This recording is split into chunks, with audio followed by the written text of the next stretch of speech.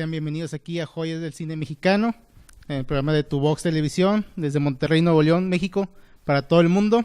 Estamos aquí con nuestro invitado especial, Edwin Tijerina, guionista de la película de Cantinflas. Edwin, bienvenido al programa, bienvenido aquí a Tu Vox. Muchas gracias, Darío, gracias por invitarme a tu programa y un saludo a todo el público cibernauta.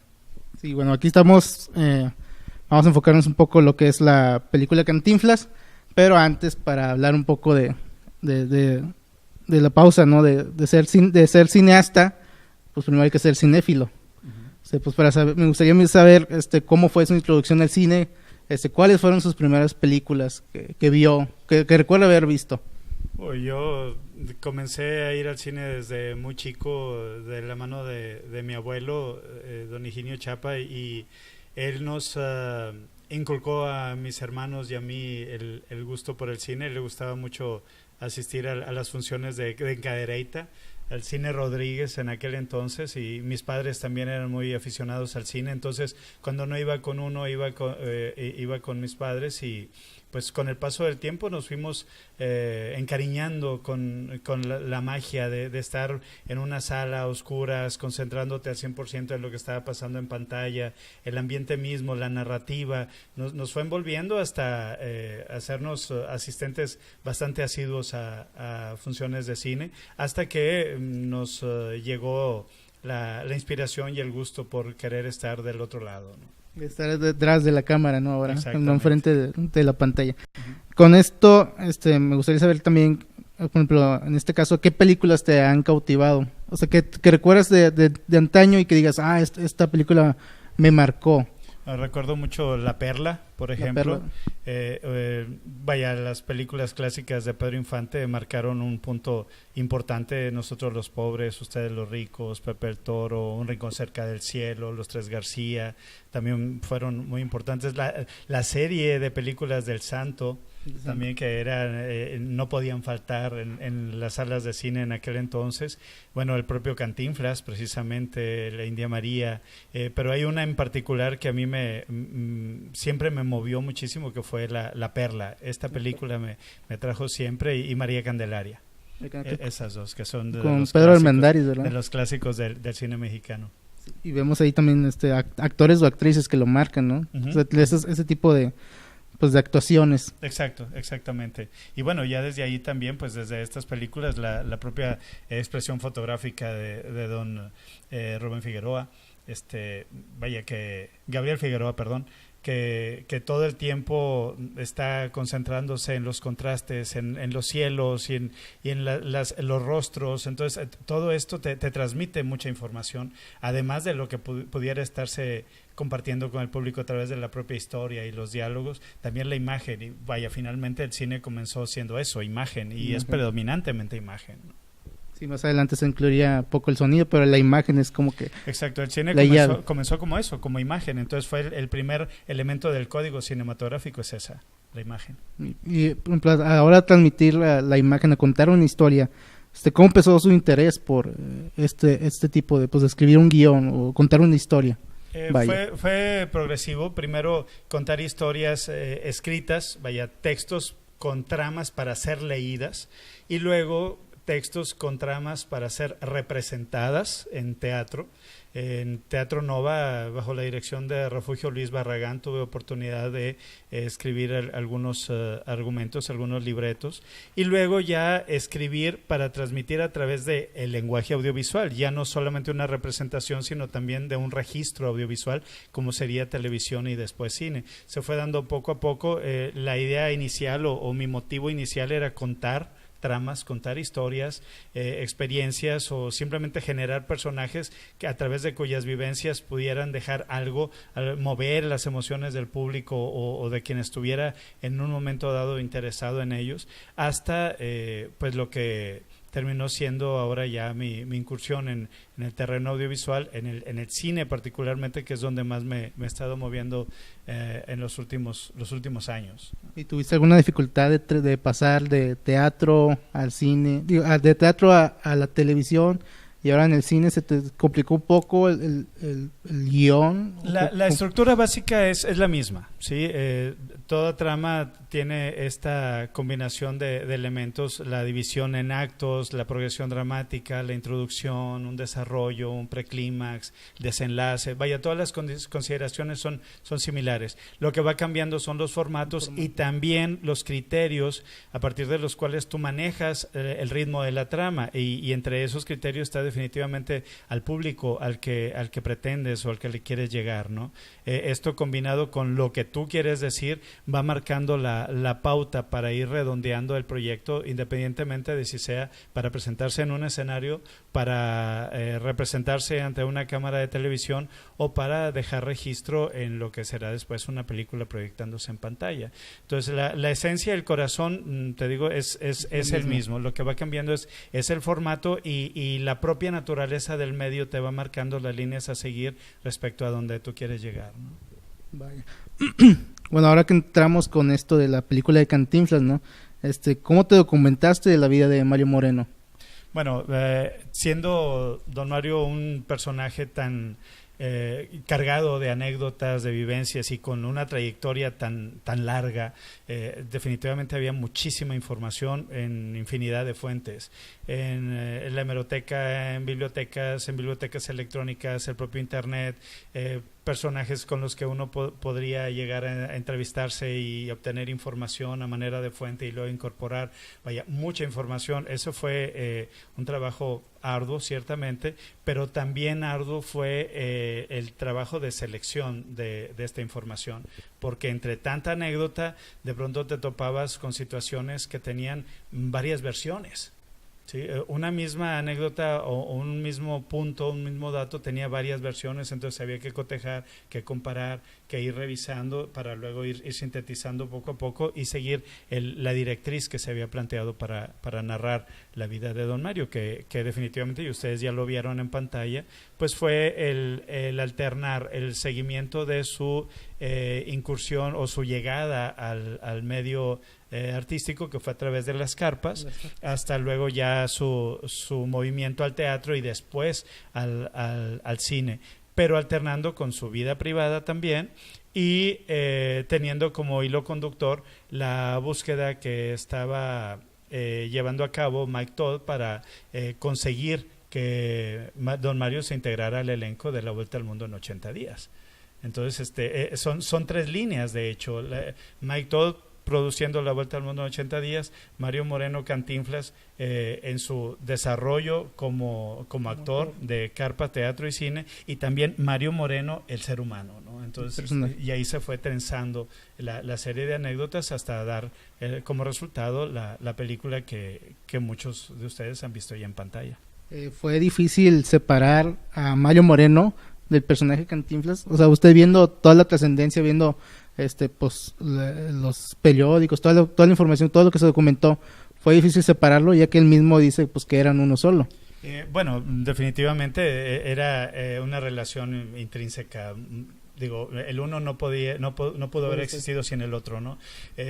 Sin embargo, para lo que es el trabajo de documentación y después de tratamiento en el guión, no resultó difícil, porque de hecho el Cantinflas como tal está representado en los momentos en los que se recrean aquellas situaciones de rodaje de sus principales películas o sus presentaciones en carpas, y obviamente todo lo de detrás de, ya nos vamos al aspecto humano, que es más difícil todavía, porque pues todos lo conocemos, y es la mayor parte de la documentación que encontramos, pues es lo que el público ha visto en pantalla o ha leído en periódicos y demás. Entonces aquí el reto era mostrar también cómo era detrás de la pantalla, y para esto pues tuvimos una asesoría muy importante del propio Mario, su hijo, que pues estuvo revisando, supervisando todo el tiempo y ayudando a dar el toque humano al personaje. Sí, y bueno, hay que recalcar y hacer una mención muy especial del gran trabajo que hizo Oscar Jaenada al interpretarlo. También una gran tarea de documentación, de búsqueda, de revisión de videos, de estar analizando cada uno de sus gestos, sus movimientos, la inflexión de su voz. Vaya, ha sido un trabajo realmente impactante el que él consiguió Oscar con esta caracterización. Vaya, y el hecho de la actuación de Oscar Jaenada, que es un actor español, ¿no? Que fue algo catalán. Sí, español. Español-catalán. Español-catalán. Uh-huh. Pero no, que era ajeno, ¿no? Al que era la cultura mexicana, ¿no? Porque el personaje de Mario es muy mexicano. Uh-huh. ¿Qué le pareció la actuación de él en cuanto a ese punto de lejanía, ¿no? Bueno, lejano y no tanto, porque él mismo nos llegó a contar que él conoce a Cantinflas desde muy niño. Sus abuelos veían las películas de Cantinflas y a través de sus abuelos también fue familiarizándose con el personaje y con sus películas. Entonces esto, él, lejos geográficamente, pero lo tenía sentimentalmente muy, muy cercano, ¿no? Entonces eso le motivó muchísimo, especialmente cuando se abrió la posibilidad de la producción de la película. Él, tengo entendido, no me tocó a mí esa parte, pero tengo entendido que él se acercó al equipo de producción para mostrar su interés en formar parte del cast y vaya a someterse a pruebas y toda la serie de requisitos que hay que cubrir para que uno pueda estar considerado a formar parte de un elenco de una película de esta magnitud, ¿no? Y vaya, definitivamente reconozco el trabajo de las personas encargadas de esta research, de este casting, porque dieron para cada personaje con el actor o la actriz ideal. Como vemos cómo trasciende el personaje de Cantinflas a través de todo el ámbito hispano, ¿no? Uh-huh. Y más allá con esta actuación en 80, Vuelta a un mundo en 80 días. Una vez terminada la producción, una vez ya realizada la película, una vez ya visto cómo está su guión en pantalla, ¿qué le pareció al final la producción? A mí me gustó muchísimo, la verdad. Estoy muy contento y muy agradecido con los productores, primero que fueron Vidal Cantú y Adolfo Franco, que se acercaron y me abrieron la oportunidad de integrarme a ellos, y más adelante pues con el propio Sebastián, que su trabajo de dirección también ha sido sensacional y un sello muy muy particular para esta producción. Estoy muy contento de haber formado parte de Cantinflas, y puedo decir que en mi carrera esto ha sido un parteaguas, así como cuando hacía televisión, estar siempre en domingo fue un antes y un después. Ahora dedicándome específicamente al guionismo cinematográfico, pues Cantinflas fue el detonador de muchas nuevas cosas que se han venido dando y algunas que se proyectan por ahí para los próximos meses, y veremos qué tal. A ver, dentro de la película, ¿hay alguna escena favorita tuya que dijiste, esta que te haya gustado en el guión realizarla y ya verla en pantalla que te haya gustado ver? Sí. Bueno, me gustó mucho el momento en que Mario le regala el personaje de Cantinflas a Valentina. Cuando ellos solos en la intimidad del camerino, él va sacando cada uno de los elementos que forman parte de su caracterización como Cantinflas, y se muestra por primera vez ante ella, regalándole esa creación que a la vez es el reflejo de nuestro pueblo, de la gente del pueblo. Ustedes ven este sombrerito típico de albañil, ustedes ven los zapatos desgastados de la gente que tiene que andar caminando por la calle, los voceadores, la gente que se la pasa en la calle buscando el sustento, ¿no? La playera con larga, la camisola con atada con un cordel. Vaya, hay distintos sectores, distintos elementos representativos de nuestro pueblo, de nuestra gente. Entonces él quería concentrar esa imagen en un solo personaje, ¿no? Incluyendo la bachita esta que está fumando todo el tiempo, que es el detalle justamente. Es algo que tiene su razón de ser muy muy marcada, ¿no? Entonces esa escena en particular y luego la manera en que se presentó en pantalla me llenó muchísimo, me gusta mucho cómo quedó, y también otra dramática cuando él llega a su casa y Valentina ha despedido a la servidumbre por querer estar sola, y es cuando él la encuentra llorando, deshecha, ante la noticia de no poder tener hijos, ¿no? Entonces esa escena es muy fuerte y sí me movió mucho al estarla escribiendo, y pues espero que al público también le haya movido, le haya emocionado igual, ¿no? Sí, pues la imagen, ¿no? Como estaba hablando del típico pelado, ¿no? También que trae el saquito y el pantaloncito abajito. La gabardina. La gabardina, el ¿no? toque de distinción, sí, decía. De gala, de ¿no? elegancia, ¿no? Es como que la contraria es la contrario a lo que es el Catrín, ¿no? Este pelado que viste. Por ejemplo, ahí una vez ya terminada la película, suprimieron algo de su guión, algo que no hayan incluido o algo que hayan alejado. Particularmente yo siempre he dicho que un guión cuando se entrega no se puede considerar como un producto terminado, porque por sí mismo el guión es apenas un ingrediente de un todo, de una maquinaria mucho más compleja, y entonces sobre la marcha es de pronto necesario ir evaluando cada uno de los momentos considerados en el guión para ver si ya a la hora de la representación funciona igual o no. Una escena escrita puede, cuando la lees, parecer muy fuerte, muy intensa, pero quizás a la hora de representarla no.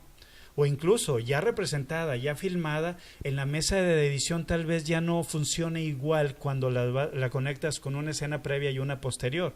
Vaya, no es gratuito que en casi todas las producciones, ahora en sus ediciones en DVD y Blu-ray, tú te encuentras las escenas que se eliminaron. Ajá. Y básicamente porque vas puliendo sobre el mismo proceso hasta dejar la esencia, la neta, y lo que te va a ayudar a que el ritmo sea lo suficientemente ágil y atractivo como para que el público se mantenga o decida mantenerse 2 horas o más sentados ante la pantalla, porque no puedes jugarte, no puedes correr el riesgo de dejar baches para que luego la gente o salga decepcionada o se aburra o se salga o se vaya.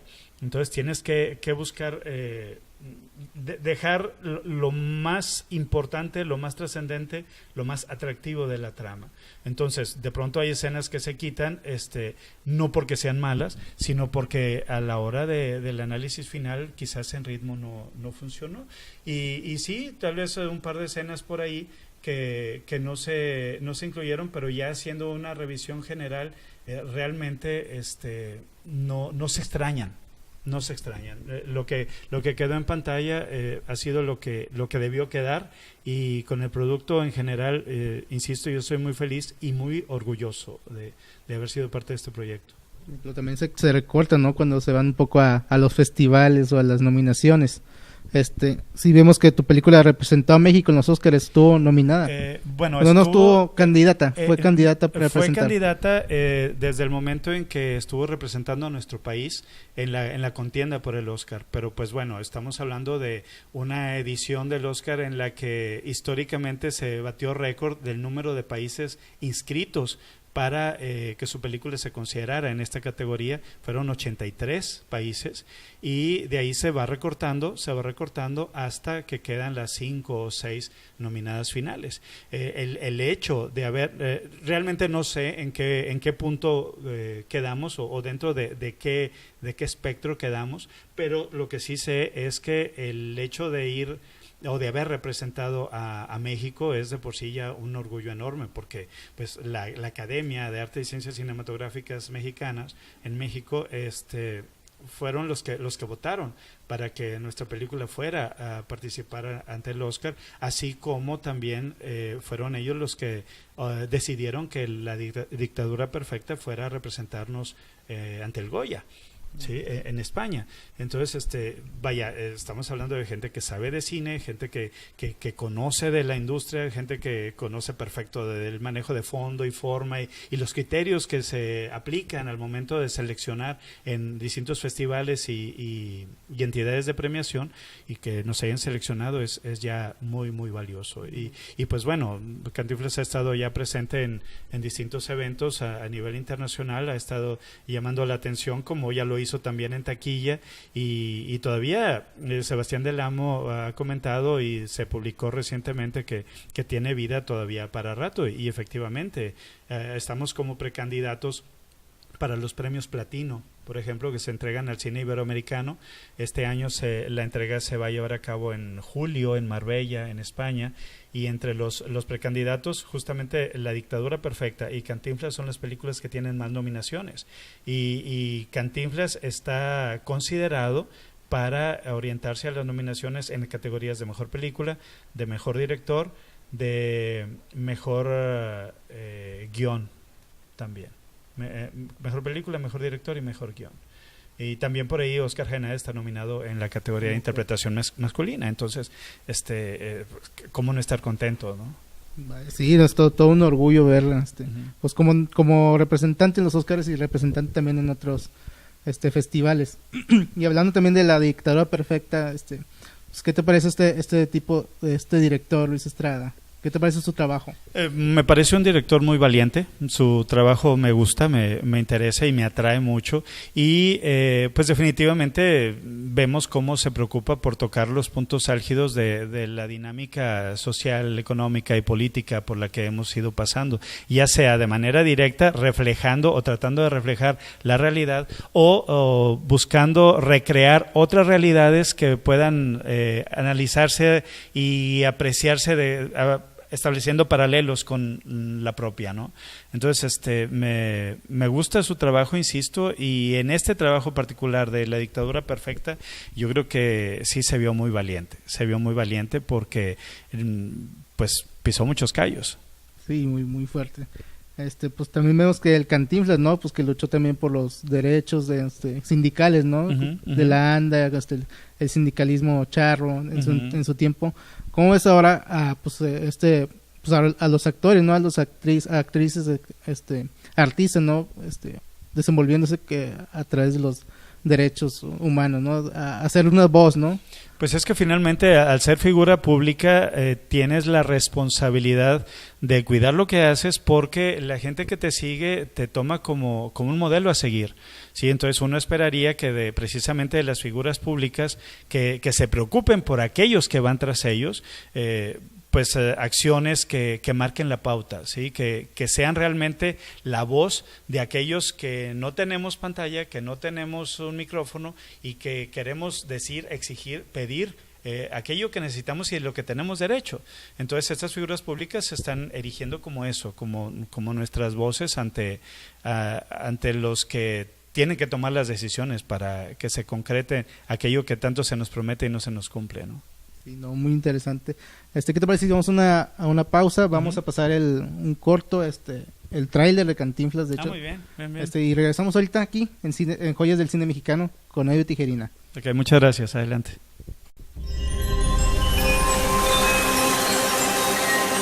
Vengo por el anuncio. ¿Cómo te llamas? Mario Moreno. ¿Y a qué viniste? Se supone que venía a boxear.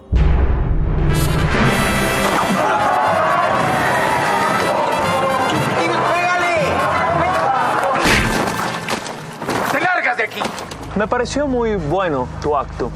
Mi suegro tiene una carpa en Ciudad de México. Me gustaría hicieras una prueba.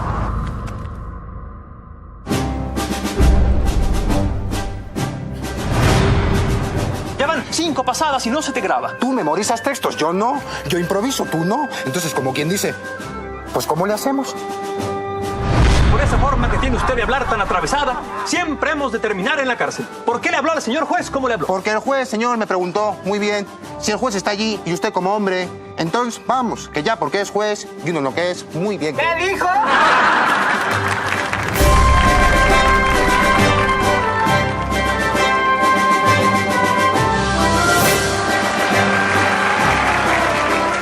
Así como dijo Shakespeare. ¿Cuál Shakespeare? Sí, señor. Shakespeare. Ese es el primo, el de Toluca. ¡No, cuál primo de Toluca! ¡Corte!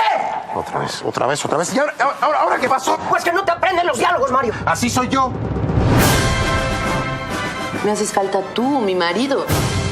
Ya no sé si estoy hablando contigo o con Cantinflas.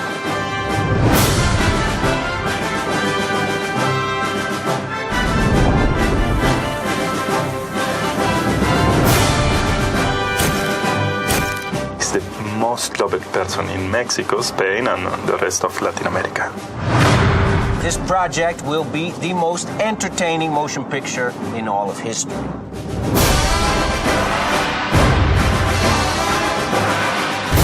Como decía aquel poeta que nunca dijo nada, porque no le dio tiempo, o actuamos como lo que somos, o como caballeros. A veces necesito un diccionario para entenderte, Mario.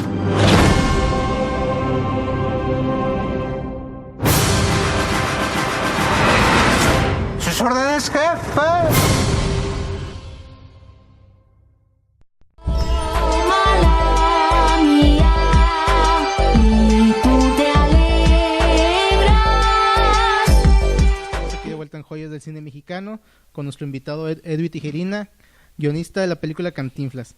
Pues pasamos el tráiler de la película, pues volviendo a recordar, ¿no?, esas escenas míticas de Cantinflas, ¿no?, del bolero, partes de una charla con el diablo. ¿Alguna escena que te haya gustado ver de las películas de Cantinflas ahora representada nuevamente? Precisamente la del diablo. Este diálogo entre Cantinflas y el diablo, y cómo a través de su discurso lo hace recapacitar y hasta querer ser bueno, lo conmueve hasta las lágrimas. Esa me gustó mucho. Y bueno, el bolero de Raquel, con Cantinflas bailando el bolero de Ravel al final de la película. Esos fueron dos momentos también que nos movieron mucho. Sí, pues ahí vemos cómo la historia se centra un poco en lo que es el rodaje de la Vuelta al Mundo en 80 días. Que al final Mario Moreno Cantinflas ganó el premio, el Globo de Oro. El Globo de Oro, sí, a mejor actuación masculina en una película de comedia o musical. Comedia musical. Y ahora, pues, ¿cuántos años han pasado de eso? Desde el 56, 57. Ahora en esta época que también van a estar protagonistas mexicanos, ¿no?, en la escena de Hollywood. Pues vemos ahora los nuevos directores, Alfonso Cuarón, Iñárritu, del Toro, el Chibón. Sí. Entonces, ese póker de directores, de talentos mexicanos, ¿qué te parece cómo han actuado últimamente? Un gran papel y definitivamente abriendo caminos para tantos talentos que hay en México y que quieren incursionar en Hollywood, no tanto con una actitud malinchista como luego se critica, sino como un deseo de llegar a las altas esferas o a las altas ligas, para poder llegar a más personas con tu trabajo, ¿no? Entonces, no es que se reniegue del trabajo que se hace en el país en el que uno está, sino que vas buscando maneras de representar a tu propio país con formas de llegar más allá de las fronteras, lo más posible y a la mayor cantidad posible, para que la misma gente que está siguiendo tu trabajo ponga también los ojos en los que están saliendo, ¿no? Entonces, esto ha sido muy importante, el camino que se ha ido abriendo, como ya en su tiempo lo hizo el propio Don Mario, como ya lo hizo Anthony Quinn, como ya lo hizo Katy Jurado, como lo han hecho muchos, pero ahora el número se ha incrementado en una sola temporada, ¿no? Entonces eso es valioso. Habla mucho de cómo se está tomando en cuenta y cómo se está valorando el talento y la formación de los cineastas y el talento propio, es decir, la gente que está enfrente de cámara, que sale de México, que se forma y sale de México. Y también ver una producción en su mayoría mexicana, ¿no? También va ganando premios internacionales en Cannes, ya vemos con El Lío o La Jaula de Oro. Como van empezando ahora un nuevo ciclo del cine mexicano, ¿no? Tanto a nivel nacional como pues ya trabajar pues con producciones extranjeras. Exacto, ¿no? En producciones, en coproducciones, y también las dos líneas principales de realización, que es tanto el cine comercial como el cine de expresión o de autor. Vaya, que se vea que en México se puede trabajar desde cualquier línea u objetivo de producción hasta cualquier género, ¿no? Ya se han hecho nuevos aportes en fechas recientes hacia géneros que antes eran intocables, ¿no? Como el cine de horror o de terror o de la ciencia ficción.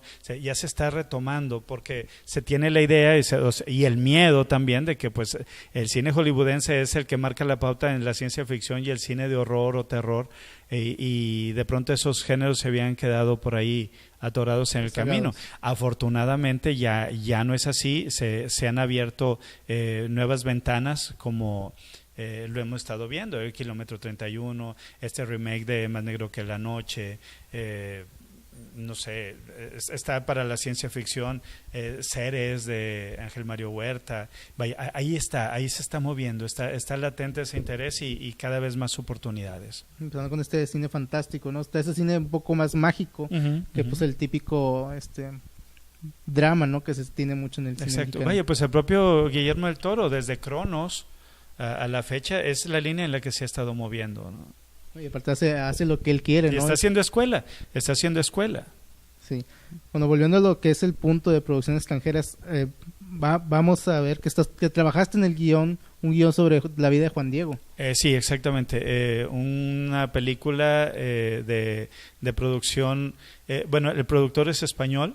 El proyecto se desarrolló completamente en México, se rodó en México. Me tocó escribirla, realmente un trabajo que también exigió mucho, tal vez no en cuanto a tiempo dedicado a la investigación, pero sí al cuidado en la selección de datos y de verificación de estos, porque pues se trata de un personaje icónico del perfil religioso en nuestro país, ¿no? Estamos hablando de Juan Diego y pues bueno, aquí la idea es ofrecer una trama en la que se muestre a Juan Diego no solo con la cara que le hemos visto desde la línea de aquel individuo que se encontró con la Virgen de Guadalupe y que la vio y que fue el eslabón que unió tanto la cultura española como las prehispánicas, ¿no?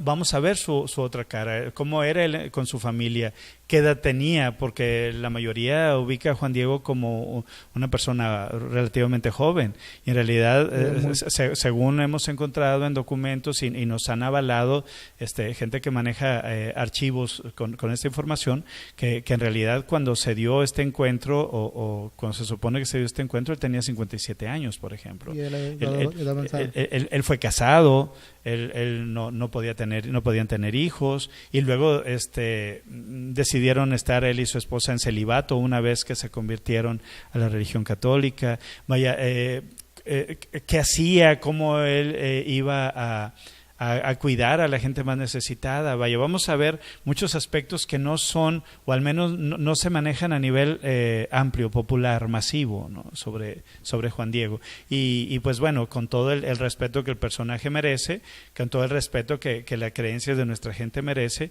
y todo lo que verán allá en esta película está debidamente documentado y avalado por documentos oficiales. Vaya. Pues sí, es un tema muy muy delicado, ¿no? Sí, totalmente. Hablar de indigenismo y pues el tema de la religiosidad, que son estigmas, ¿no? del pueblo mexicano. Uh-huh. Entonces fue muy difícil para ti pues abarcar desde ese punto a Juan Diego como persona. Pues más que difícil, sí representaba una responsabilidad fuerte por eso mismo, ¿no? O sea, no difícil, pero sí sentías el peso de cómo manejar esto, cómo decir aquello para no herir susceptibilidades sin dejar de contar la historia, ¿no? Entonces, mantener el respeto al personaje a la vez que mantener el respeto al espectador y guardar esa unidad. Entonces, por ahí fue que estábamos moviéndonos siempre hasta que quedó finalmente este documento ya aprobado y de hecho ya está filmado y está en proceso de postproducción. No sé cuándo se estrene, supongo que en algunas fechas cercanas al 12 de diciembre, por razones obvias, pero no lo puedo asegurar, no sé. Vaya, ¿cómo fue la documentación? ¿Fuiste a algún colegio de la Ciudad de México? Pues también tuviste que leer el Nicamopogua, ¿no? Claro, definitivamente. Digo, sería el punto básico, ¿no? Bueno, igual, buscar la mayor cantidad de fuentes posibles. Tuve algunos asesores relacionados con el tema, tanto a nivel local como en Ciudad de México. Gente de la Basílica de Guadalupe me estuvo apoyando. Una gran y muy querida amiga que trabaja para María Visión también me estuvo asesorando y orientando hacia qué documentos revisar, qué documentos son los confiables en cuanto a este tema, para poder tener toda una cama de datos suficientemente amplia y consistente, a partir de la cual ya se pudo hacer la selección de anécdotas que fueron conformando la trama que reflejamos en este guión. Vaya, y también hemos visto imágenes que pues sale Mauricio Islas, ¿no? Como Juan Diego. Uh-huh. ¿Qué te parece esta decisión de este actor a representar al indio Juan Diego? Bueno, la verdad es que cuando escribí el guión traté de no imaginar ningún actor o actriz en el cuerpo o rostro de los personajes, ¿no? Yo me iba más bien a cómo se dibujaban en los textos que estaba revisando, para concentrarme más en las acciones y en los sentimientos del personaje que en la propia fisonomía, ¿no? Ya después, pues, la selección que se trabajó para el elenco fue a partir de un equipo especializado en hacer casting, en revisar los perfiles de los actores y cómo estos, de manera directa o bien con caracterización, podrían acoplarse a lo que requería cada uno de los personajes, y fue que se fue armando el elenco. Tengo entendido que Mauricio ha hecho un gran trabajo de interpretación. Sí se tuvo que hacer alguna tarea de caracterización porque pues su fisonomía es algo alejada de lo que uno hubiera pensado para un Juan Diego, pero las fotos que he visto lo veo bien ubicado, lo veo en tono con el personaje, y pues vamos a ver qué tal la actuación. Te digo, yo no he visto nada todavía, pero según tengo referencias, todos han hecho una gran tarea, una gran labor, y vamos a ver por ahí también un despliegue de efectos especiales. Se trabajó mucho con pantalla verde, entonces para pues el manejo de multiplicar el número de extras, hacer más vistosos las tomas panorámicas y todo esto, ¿no? Entonces espero que sea atractivo no solo en fondo, sino también en forma, ¿no? Para la gente. ¿Lo veremos en cine el 12 de diciembre o será otro formato que llegará esta película? Bueno, no sé cuándo se vaya a ver. Te digo, yo deduzco que sería hacia diciembre, ¿no? Por razones obvias, la cercanía del día 12 y demás. Pero no sé cuándo se vaya a estrenar. Todavía no tengo ese dato. Todavía no esa fecha. No. Okay. Bueno, ya vimos que trabajó pues el personaje Cantinflas, ¿no? Y también pues con Juan Diego ya terminó la etapa de guión. Uh-huh. ¿Algún otro personaje histórico que le gustaría adaptar su historia a la pantalla grande? Bueno, pues es que antes de Cantinflas y antes de Juan Diego me tocó escribir también una película biográfica sobre Gabriel Ruelas, un boxeador mexicano que desde muy chico se fue a Estados Unidos y allá hizo carrera, logrando campeonatos mundiales de box, casándose con una supermodelo, etcétera, etcétera. Por alguna u otra razón ha estado en espera el proyecto, pero me llama la atención como sin proponérmelo se ha ido marcando la línea hacia las películas biográficas, ¿no? Sí. Pero bueno, el trabajo es bienvenido, me gusta y he disfrutado mucho de escribir sobre la vida de personas reales, ¿sí? De gente que existió, que aportó, que dejó huella, y pues si se diera la ocasión de escribir sobre algún personaje en particular, no sé, me gustaría escribir un guión sobre la vida de algún cineasta importante, de algún director de cine. Sí. Sí. No sé quién, tengo muchos directores entre mis favoritos, pero independientemente de que sea favorito, no, escribir sobre un director de cine me gustaría mucho. Ya sea nacional o extranjero. No importa de dónde, pero hablar de la tarea, de la responsabilidad, del peso, la carga que tiene hacer cine y todo eso a través de contar la vida de un director, me gustaría mucho. Dirigir a un director, vaya, ¿no? En cierta forma. Pues trato de no dirigir desde el guión, ¿no? Porque luego de pronto uno como guionista se engola mucho, se engolosina y va desde la misma escritura pretendiendo dirigir la película desde ahí y eso no procede, ¿no? El guión es contar la historia, ya el director será quien se encargue de marcar la pauta para reunir los elementos necesarios para que esa historia cobre vida, ¿no? Más bien sería representar lo que es el quehacer de la realización cinematográfica a través de la vida de un director. ¿Piensas trabajar en un guión original? O sea, ¿no adaptar a una historia? ¿Te gustaría? Bueno, de hecho tengo 2 guiones originales por ahí ya terminados y estoy empezando a desarrollar uno para en Colombia hay una casa productora que me pidió un guión original, uno de ellos es el que ya está, y estoy comenzando a escribir otro también para ellos, una película que tiene que ver con esta apertura entre comillas entre la relación Estados Unidos y Cuba, y estoy trabajando ya en el desarrollo de una serie de televisión que se espera se produzca en Estados Unidos con 60 episodios. Entonces estamos moviéndonos por ahí también. ¿Algún género o temática que te gustaría abordar? A mí me gusta mucho el subgénero, el género fantástico, y dentro de el subgénero de horror y terror. Me llaman mucho la atención. No he escrito todavía algo sobre ellos, pero sí sería una gran experiencia tener la oportunidad de trabajar esas líneas. Sí. ¿Y también algún director con el que quisieras trabajar futuramente, en un futuro? Me gustaría mucho volver a trabajar con Sebastián del Amo. Su trabajo lo considero impecable, muy cuidado, es meticuloso en todo lo que hace y realmente conecta con el público. Y bueno, con los grandes directores que hay ahora haciendo camino en Hollywood, pues por supuesto, digo, cualquiera de ellos. Creo que el asunto aquí es que encuentres con quién hacer química, ¿no? O con quién se haga química. Y a partir de esa química el trabajo va fluyendo. Entonces me gustaría, Amenábar, me gustaría muchísimo llegar a tener alguna colaboración con él en algún momento. Y pues bueno, vamos a ver qué dice el tiempo. Por ahí hay un proyecto muy importante con un director en Estados Unidos, pero por el momento no puedo decir nada, si acaso que tiene que ver con una novela de Anne Rice, la autora de Entrevista con el vampiro. Es que vamos a ver qué tal. Pues esperemos que te vaya bien. Pues ya trabajando estos guiones, ¿no? ¿Piensas trabajar más adelante en dirigir o producir una película? Producir tal vez, dirigir no creo.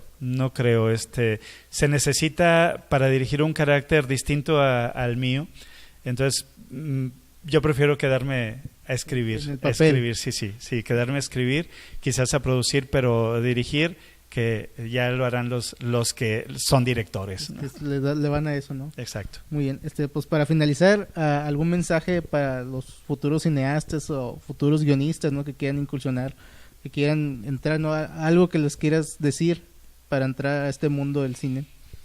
Pues nada más dos cosas importantes. Una, que no perder la paciencia, porque esta tarea es de insistencia y de consistencia.